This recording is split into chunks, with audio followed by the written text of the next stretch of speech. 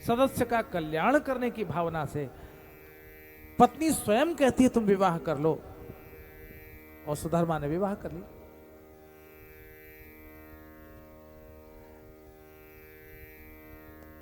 कालांतर में बच्चा हुआ, बेटा हुआ,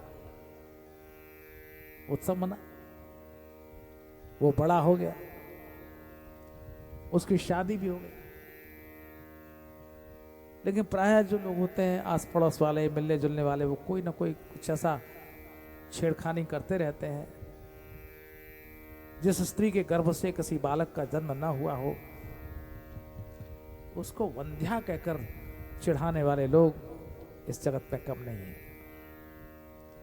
ये बात सालती थी, सुदेहा को ये बात बार बार कष्टप्रद होती थी। और ये कहां तक पहुंची आप ये देखिए, कोई विचार मन में घुमड़ता रहता है, और फिर उसके परिणाम जब कभी ऐसे भयंकर हो जाते हैं तो ऐसी कथा बनती है। देखिए, सुदेहा का अर्थ यह अच्छा देह वाली, सुंदरी थी लेकिन संतान नहीं थी। लेकिन कोई बाह्य रूप से सुंदरी दिखने वाली का मस्तिष्क कितना कुरूप हो सकता है, उस ये कथा यहां दिखती। उसने अपनी ही बहन के बालक को मार दिया और टुकड़े टुकड़े करके इस तालाब में रात्रि के समय मार दिया। सुबह जब हुई तो बहू ने देखा कि रक्त से भीगा हुआ बिस्तर, बहुत व्याकुल हुई, दुखी हुई। तब घुष्मा ने उस सरोवर के तट पर जाकर, जो नित्य की भांति पूजन करने जाती थी भगवान शिव का, आंखों में नीर भरे हुए थे, लेकिन विषम परिस्थितियों में भी जो आराधना नहीं भूलता, भक्ति नहीं भूलता, भजन नहीं भूलता, कर्तव्य और कर्म नहीं भूलता, उस परिस्थिति में भी वो कर्तव्य से जाता नहीं। ऐसी विषम परिस्थिति की जबकि बेटे की मृत्यु हो गई है, उसमें भी घुष्मा वहां सरोवर के किनारे गई, उसने भगवान शिव का आराधन किया। तो स्वाभाविक था, आज जीव पर जब करुणा करने वाला भगवान पिघलता है तो ऐसी परिस्थिति में वो तभी आता है जब वो देखता है कि इसका साथ देने वाला कोई नहीं, सारा जगत शत्रु हो जाता है, तब ईश्वर कहता है मैं तेरे साथ। भगवान महादेव वहां प्रकट हो गए और तब कहते हैं कि वो बालक जो मर गया था फिर से जीवन पा गया भगवान शिव की कृपा से। तब घुष्मा ने प्रार्थना की, देव आप इसी रूप में यहाँ हमेशा के लिए स्थापित रहें, जैसे मेरा कल्याण हुआ है वैसे जगत के समस्त जीवों का आपके दर्शन से, पूजन से कल्याण होगा। वहाँ भगवान घुष्मेश्वर के रूप में विराजमान हुए। अब ये कोई कहते हैं दक्षिण में है, कोई कहते हैं राजस्थान में है, तो हमें तो सौभाग्य नहीं हुआ, मैं क्या करूं। मैं कई बार सोचता हूँ जाऊं दर्शन कर रहा हूँ, यहीं कोटा के पास में भगवान घुष्मेश्वर, बहुत सुंदर शिवाड़ 100 किलोमीटर है, 100 किलोमीटर ही है, हाँ जयपुर से 100 किलोमीटर है। तो हमारे परम श्रद्धेय रविवासाधिपति विराजमान है, उनका आदेश हुआ कि वो 100 किलोमीटर है। और वहाँ इतना प्रमाण है कि भगवान शिव जरूर वहीं प्रकट हुए होंगे, तमाम शिवलिंग मिलते हैं। तो मेरी भी आस्था जाग गई है। अब भगवान जब बुलाएंगे, देखो कब बुलाएंगे मुझे मालूम नहीं, जब उनका अनुग्रह होगा तभी पकड़ के बुलवा लेंगे, जब भी बनेंगे। तो ये कथा तो यही राजस्थान की है, अगर ये देखें तो भगवान प्रकट हो गए और घुष्मेश्वर के रूप में उनकी उपासना आज भी लोग करते हैं। सहस्त्र घट का तो अब इस समय श्रावण मास है, कितना रोज भगवान का अभिषेक हो रहा है, इसका कोई पार नहीं है। ऐसे भगवान घुष्मेश्वर का स्मरण करते हुए उन्हें वंदन, अभिनंदन और प्रणाम करें, प्रार्थना करें कि हमारे जीवन की ऐसी ही कष्टमय स्थिति में वे हमारे ऊपर कृपा करेंगे और हमें उस दुख से उबार लेंगे जिससे उबरना बहुत कठिन होता है। पुरुषार्थ से व्यक्ति जिस फल को प्राप्त नहीं कर पाता, वो शिव की कृपा और करुणा से प्राप्त हो जाता है। बस आश्रय तत्व एक महत्वपूर्ण तत्व है भक्ति में। अगर आश्रय हो जाए तो आश्रय के समक्ष पुरुषार्थ भी हारता है। कर्म भी हारता है, क्रियाएं हार जाती हैं, बुद्धि हार जाती है। वहां सिर्फ आश्रय है भगवान का आश्रय। और जो शिव का आश्रय लेकर के अपने जीवन में जीते हैं, उनको फिर कुछ करने की आवश्यकता नहीं। करना तो फिर शिव को ही पड़ता है, और वो ही करते हैं, वही कृपा करते हैं, उसी से कल्याण होता है। अब एक शिवलिंग, जैसे मैं बाद में ही कहना चाहता था, एक ज्योतिर्लिंग चिता भूमौ वैद्यनाथंच या परल्याम वैद्यनाथंच, दोनों के बात कहेंगे। परली में या चिता भूमि में भगवान वैद्यनाथ रूप से विराजमान है। रावण के इष्टदेव, महापंडित रावण के इष्टदेव एक दिन आराधना करने के लिए चला, तो माता कैकसी ने कहा कि बेटा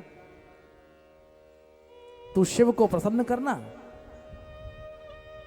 और मेरा मन होता है कि उपासना के लिए एक श्रेष्ठ, एक बहुत ही भगवान शिव की प्रसादी का ही शिवलिंग यहां हो, तो भगवान से मांग रहा। रावण गया कैलाश के शिखर पर, विराजमान भगवान शंकर। अभिमान हर जगह बोलता है, कभी कभी गुरु पूजा में भी अभिमान बोलता है, और शिष्य अपेक्षा करता है कि गुरुजी जरा देखें मैं क्या क्या लाया हूं। जो नहीं लाया वो तो बेचारा अपनी श्रद्धा व्यक्त करके चरणों में बैठ जाता है या कोने में खड़ा हो जाता है, और कोई व्यक्ति कुछ लाया है तो लाकर अर्पण करता है और प्रणाम करके वो भी कोने में खड़ा हो जाता है। और कोई व्यक्ति आया है तो बड़े धमक से आएगा, बीच में से आएगा, लोग कहेंगे बड़ा हाथ में क्या क्या लेके, कितने फूल है, कितनी मालाएं है, कितना सामान। और गुरु जरा पैर आगे कर दीजिए, पैर आगे कर दूं कि तू ही आगे आ जा। शिष्य चाहता है गुरु जी पैर आगे कर दे, आगे कर देते। रावण गया, भगवान शिव तो ऊपर बैठे हुए कैलाश में, अहंकार वहां भी पूरी तरह बिल्कुल कारगर हो रहा है। एक तो 10 सिर, किसी समय में इतनी दीनता थी कि 10वां सिर चढ़ाने वाला था, 9 सिर चढ़ा दिए थे, और तब भगवान शिव प्रकट हो गए थे, वरदान दिए थे। और आज उसी रावण में इतना अभिमान कि वो सिर झुकाने को तैयार नहीं।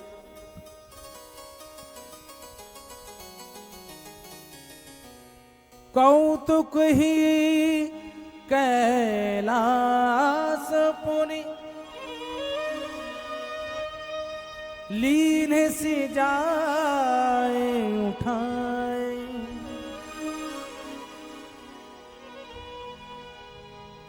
खेल ही खेल में भगवान महादेव के कैलाश को उठा लिया। भगवान शिव का आसन डोल गया, ये क्या हो रहा है? पार्वती जी ने कहा ये क्या हो रहा है? गणों ने कहा प्रभु वो आ गया है धमक वाला। कौन? अरे वही ना, चलत दसानन डोलती अवनी, चलत दसानन डोलती अवनी, चलत दशानन डोलत अवनी, गर्जत गर्भ स्रवहि सुर रवनी।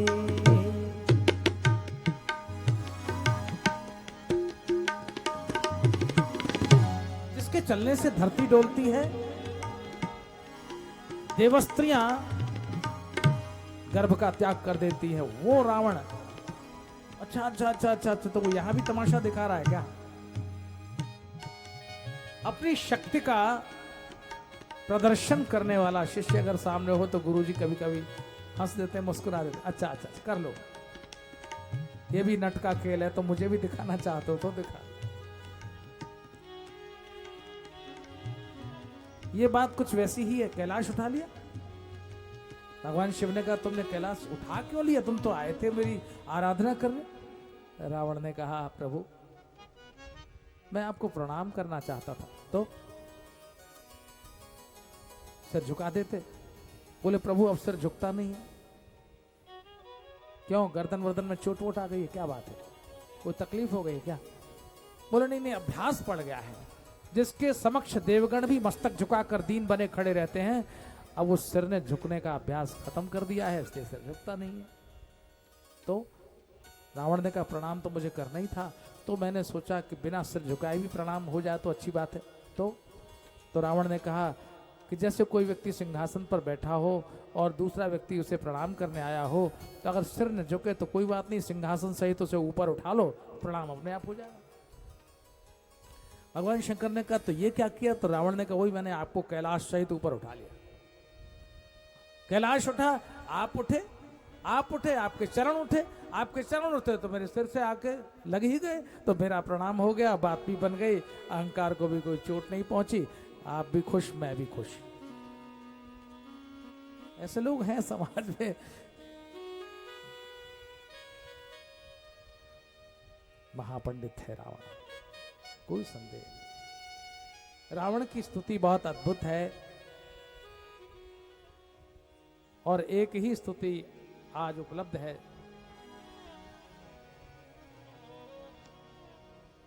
ये फलश्रुति सहित 15 श्लोक है, 15 छंद हैं। मैंने कहा सब तो नहीं सुन पाएंगे लोग, पूरा बोलूंगा तो। वैसे पूरा अलग से किया हुआ है, उपलब्ध होगा, शायद कथा के अंत तक होगा तो मिलेगा उनको। 2-4 छंद रावण के सुनाता हूं।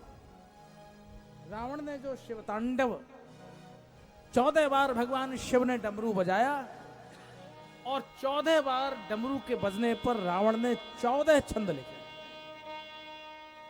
और हर छंद की अद्भुत उसका अंदर नाद ऐसा है कि लगता है स्वयं भी नृत्य करने का मन करता। जटाटवी गलत जल प्रवाह पावित स्थले गले वलंब्य लंबितां भुजंग तुंग मालिका।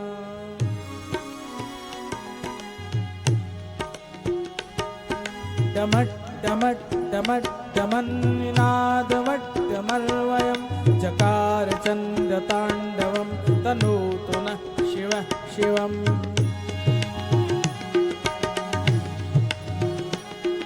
जटाकटाह संभ्रम भ्रमन्निलिं पुनर्झरि विलोल वीचिवल्लरि विराजमान मूर्धनि। धगत धगत धगत ज्वलल्ललाट पट्ट पावके किशोर चंद्रशेखरे रति प्रतिक्षणं मम।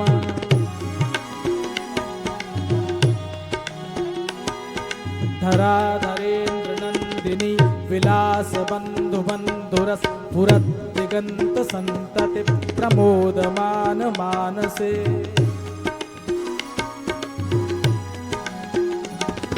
कृपा कटाक्ष धोरणी निरुद्ध दुर्धरा पदिक क्वचित दिगंबरे मनो विनोद में तु वस्तुनि।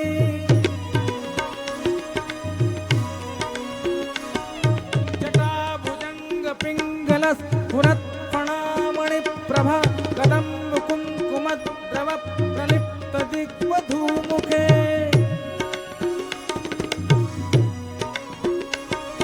मदांध सिंदूर स्फुरत् उत्तरीय मेदुरे मनो विनोदमद्भुतम् विभल्तु भूत भर्तरी।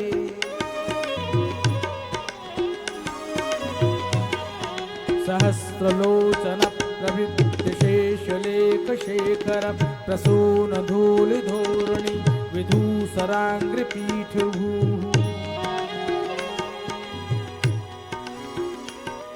भुजंग राजमालया निबद्ध जाट जूटक श्रियै चिराय जायता चकोर बंधु शेखर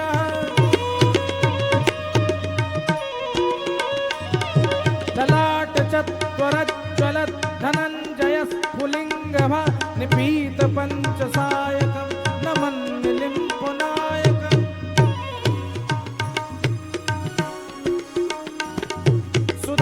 सुधामयूखलेखया विराजमान शेखरं महाकपाल संपदे शिरोजटालमस्तु नः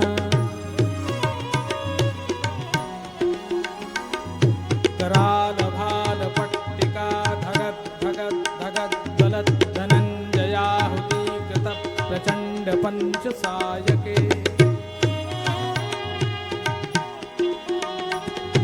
धराधरेन्द्र नन्दिनी उचाग्र चित्रपत्रक प्रकल्पनैक शिल्पिनि त्रिलोचने रतिर्मम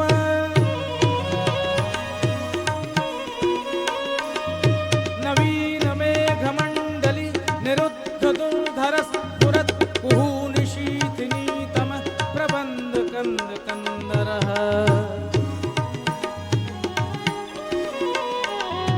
निलिम्पु निर्झरीधरस्तनोतु कृत्ति सिन्दूर गलानिधान बन्धुर श्रियं जगद्दुरन्धरः प्रफुल्ल नील पंकज प्रपंच कालिम प्रभावलंबि कंठ कंदली रुचि प्रबद्ध कंधरम स्मरच्छिदं पुरच्छिदं भवच्छिदं मखच्छिदं गजच्छिदान्धकच्छिदं तमन्तकच्छिदं भजे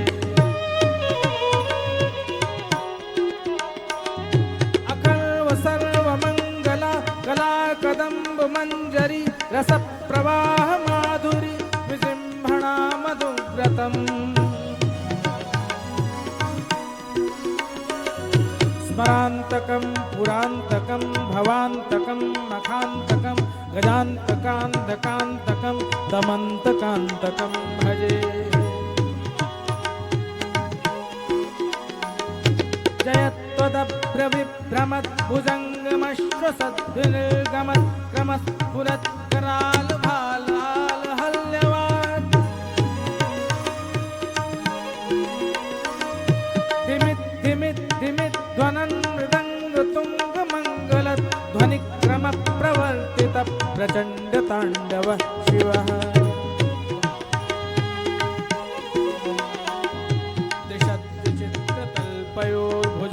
मौक्तिकश्चयो गरिष्ठरत्नलोष्ठयो मुद्पक्षपक्षयोः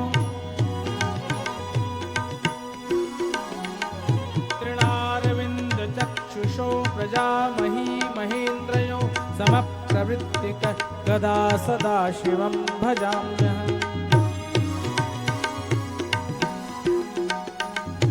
गदा निलिम्पनिर्झरि निकुञ्जकोटरे दुर्मति सदा शिरस्तमञ्जलिं वहन्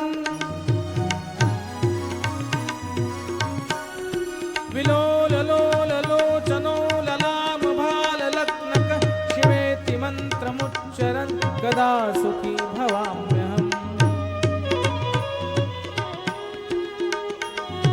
इमं हि नित्यमेव मुक्तमुक्तवं स्तवं पठन् स्मरन् ब्रुवन् नरो विशुद्धिमेति सन्ततम् हरे गुरौ सुभक्तिमाश्रयाति नान्यथा गतिं विमोहनां हि देहिना सुशङ्करस्य चिन्तनम्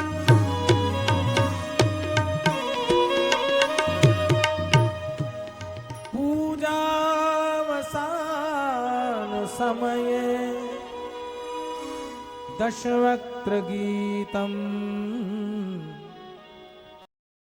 यः शम्भुपूजरं परं पठति प्रदोषे तस्य स्थिरां रथगजेन्द्र तुरङ्गयुक्तां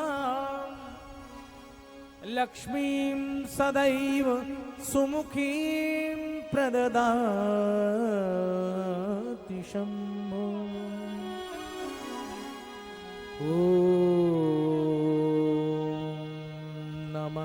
शिवाय। ओम नमः शिवाय। ओम नमः शिवाय। ओम नमः शिवाय।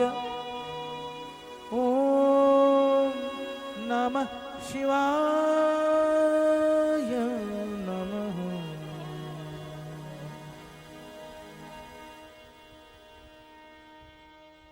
अद्भुत स्तुति है रावण के द्वारा की गई।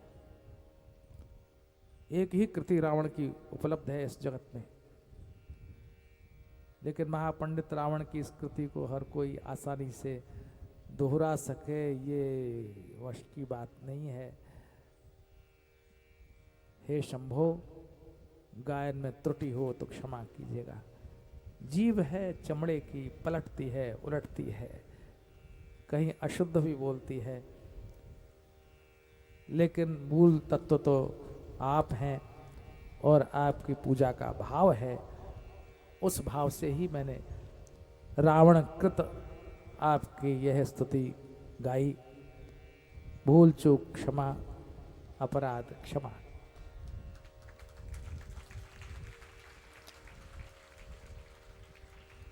भगवान महादेव की स्तुति का गान रावण ने किया। भगवान शिव प्रसन्न हो गए। वो नटराज राज नमो नमः कहकर जिसको स्मरण किया गया है, वो महादेव जब नृत्य करते हैं तांडव का, तो सृष्टि प्रलय की ओर गतिमान हो जाती, और करुणा करते हैं तो सृष्टि के जीवों का सुख बढ़ जाता है। सारा जगत ऐश्वर्यमय, सुखमय, विभूतिमय हो जाता है। वस्तुतः उसी की प्रेरणा से, उसी की कृपा से, उसकी कथा का यह संयोग बन गया है। समय यूं जाता है, हम तो 7 दिन वाले अभ्यासी हैं और ये 11 दिन का अनुष्ठान है। शंकर जी भगवान कभी मिलेंगे तो कभी शिकायत तो करूंगा, ऐसे घटा दो, 7 दिन का कर दो। लेकिन धन्य है आप सभी धन्य हैं। आपकी भगवान शिव के प्रति प्रियता है, आपके हृदय में उनकी भक्ति है, उनकी कथा श्रवण का उल्लास है आप में, कि आप लगातार 11 दिन तक ये कथा सुनने का संकल्प लिए बैठे हैं। अभी भी 2 दिन तो बाकी है, आज तो 9वां ही दिन हुआ है। ये आप भाग्यशाली हैं कि शिव की कृपा के पात्र हैं, और मैं भी भाग्यशाली हूं। मैं तो गुरुम शंकर रूपिणम कहा गया, गुरु को शंकर रूप कहा गया है, और शिव की ही प्रेरणा गुरु महाराज के माध्यम से यहाँ हुई। तो फिर यहाँ यथा नियुक्तोऽसि तथा करोमि, जैसा उन्होंने मुझे नियुक्त कर दिया, चाकरी करने बैठ गया हूँ और कथा सुना रहा हूँ। मेरे वश की बात क्या है? न मेरी कोई हिम्मत थी, न ज्ञान था, न मेरे अंदर कोई शक्ति थी, सामर्थ्य थी, लेकिन हे प्रभु आपकी करुणा और आपकी कृपा ही बरसती रही, और निरंतर शिव गुणगान में यह सक्षमता देती रही। इसमें आपका ही यश है, इसमें आपका ही सामर्थ्य है।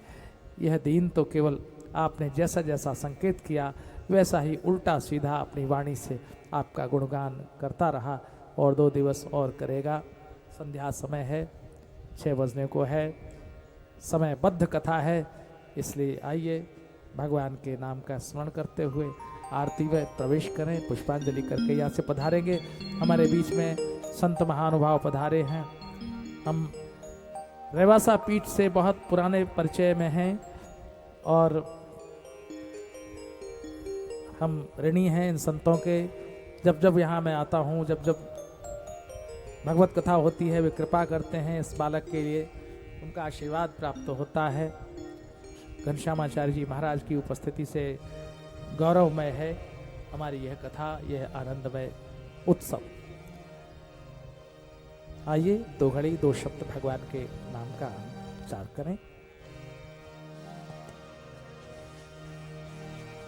सांबु सदा शिव, सांबु सदा शिव, सांबु सदा शिव नमो नमः। सांब सदा शिव, सांब सदा शिव, सांब सदा शिव नमो नमः। सांबु सदा शिव, सांबु सदा शिव, सांबु सदाशिव नमो नमः।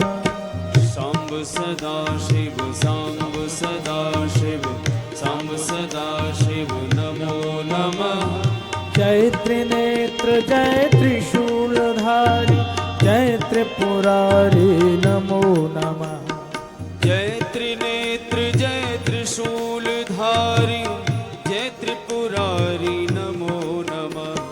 शंभो सदाशिव शंभो सदाशिव शंभो सदाशिव नमो नमः। शंभ सदा शिव शंभ सदा शिव शंभ सदा शिव नमो नमः। जय त्रिनेत्र जय त्रिशूलधारी जय त्रिपुरारी नमो नमः। जय त्रिनेत्र जय त्रिशूलधारी जय त्रिपुरारी नमो नमः। हर हर महादेव हर हर महादेव हर हर महादेव हर हर महादेव हर हर महादेव हर हर महादेव हर हर महादेव हर हर महादेव।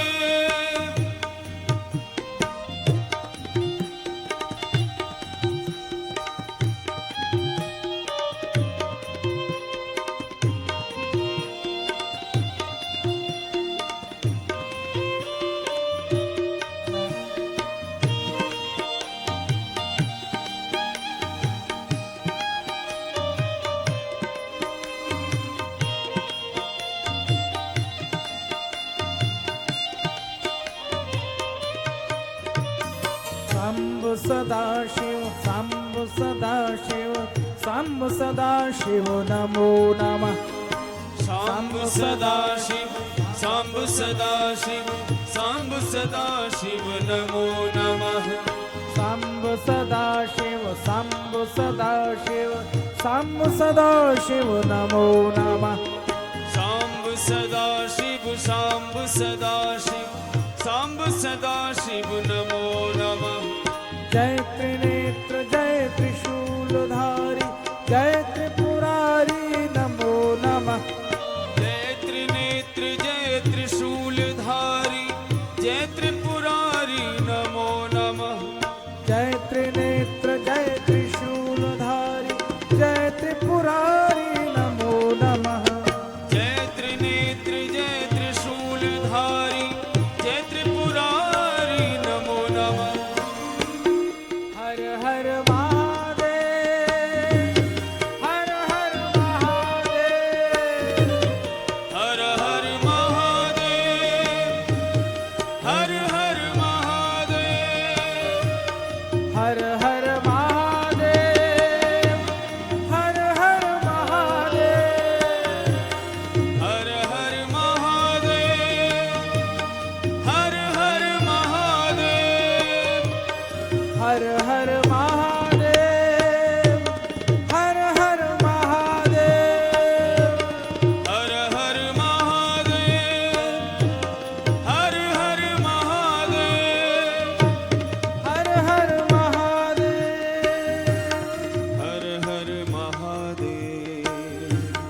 हर हर महादेव हर हर महादेव।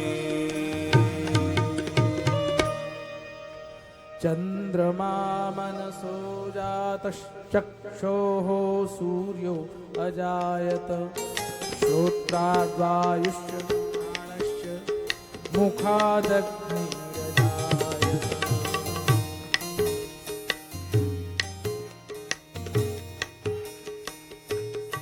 ओम जय शिव ओंकारा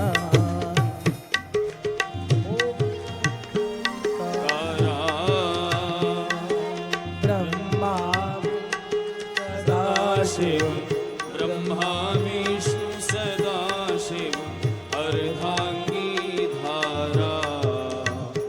ओम हर हर हर महादेव ओम हर हर हर महादेव। एकानन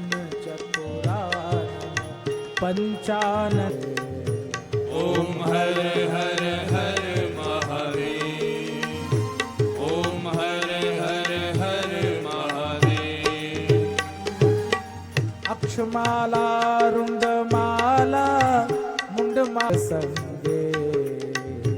ओम हर हर हर महादेव। ओम हर हर हर महादेव।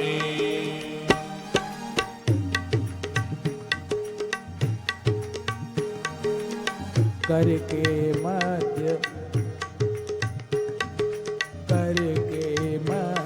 कमंडल चक्र त्रिशूल धरता। हो भोले चक्र त्रिशूल धरता। जग करता जग भरता। जग करता जग भरता। के संहरता। ओम हर हर हर महादेव। ओम हर हर हर महादेव। ब्रह्मा विष्णु सदा शिव जानत अविवेका। स्वामी जानत अविवेका। प्रणवाक्षर ओम मध्य। प्रणवाक्षर ओम मध्य। ये तीनों एका। ओम हर हर हर महादेव। ओम हर हर हर महादेव। त्रिगुणात्मक की आरती जो कोई गावे। स्वामी प्रेम सहित गावे। कहत शिवानंद स्वामी। कहत शिवानंद स्वामी। कहत हरि हर स्वामी। कहत हरि हर स्वामी। वांछित फल पावे। ओम हर हर हर महादेव। ओम हर हर हर महादेव। ओम जय शिव ओंकारा। प्रभु हर शिव ओंकारा। ब्रह्मा विष्णु सदा शिव। ब्रह्मा विष्णु सदा शिव। अर्धांगी धारा। ओम हर हर हर महादेव। ओम हर हर हर महादेव। ओम हर हर हर महादेव। नमः पार्वती पते हर हर महादेव। हरि ओम।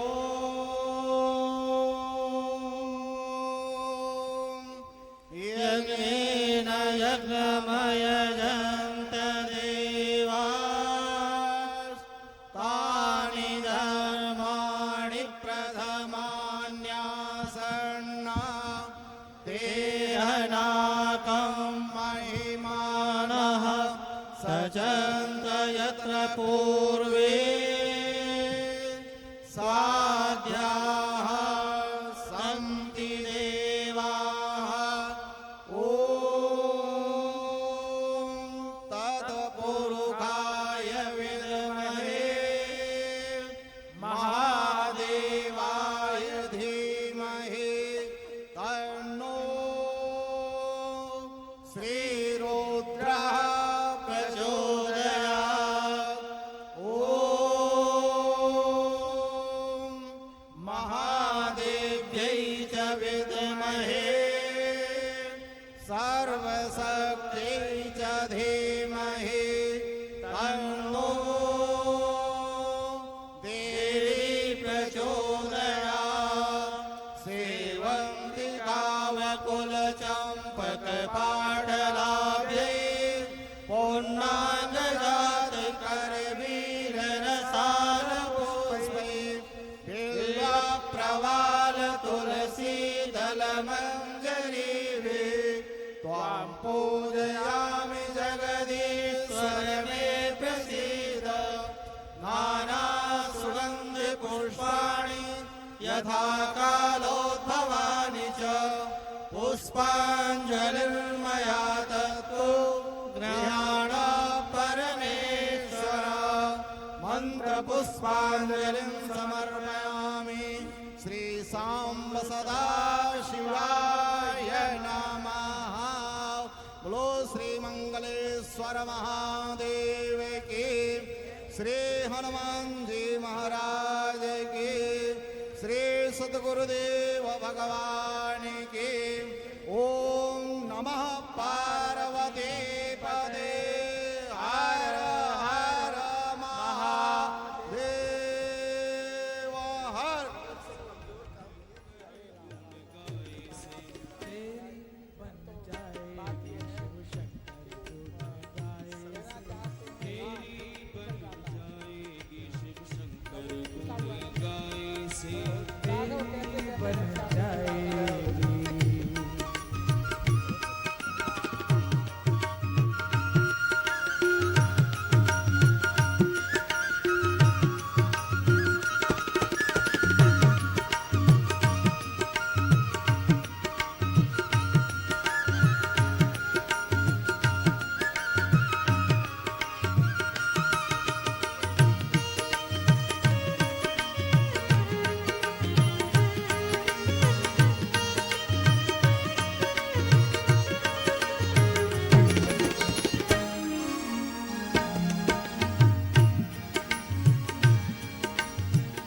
ध्रुव की बन गई प्रहलाद की बन गई, ध्रुव की बन गई प्रहलाद की बन गई, ध्रुव की बन गई प्रहलाद की बन गई, ध्रुव की बन गई प्रहलाद की बन गई, द्रौपदी की बन गई चीर के बढ़ाए थे, द्रौपदी की बन गई चीर के बढ़ाए से, द्रौपदी की बन गई चीर के बढ़ाए से, द्रौपदी की बन गई चीर के बढ़ाए से।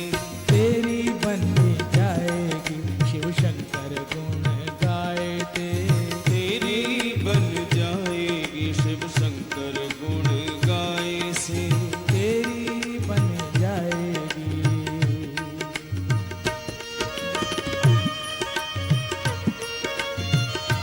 जय हो।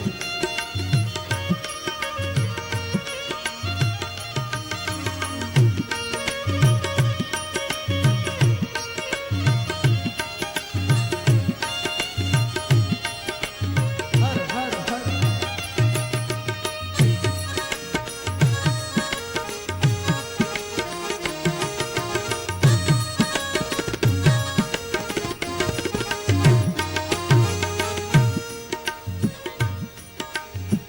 बाली की बन गई सुग्रीव की बन गई, बाली की बन गई सुग्रीव की बन गई, बाली की बन गई सुग्रीव की बन गई, बाली की बन गई सुग्रीव की बन गई, हनुमान की बन गई,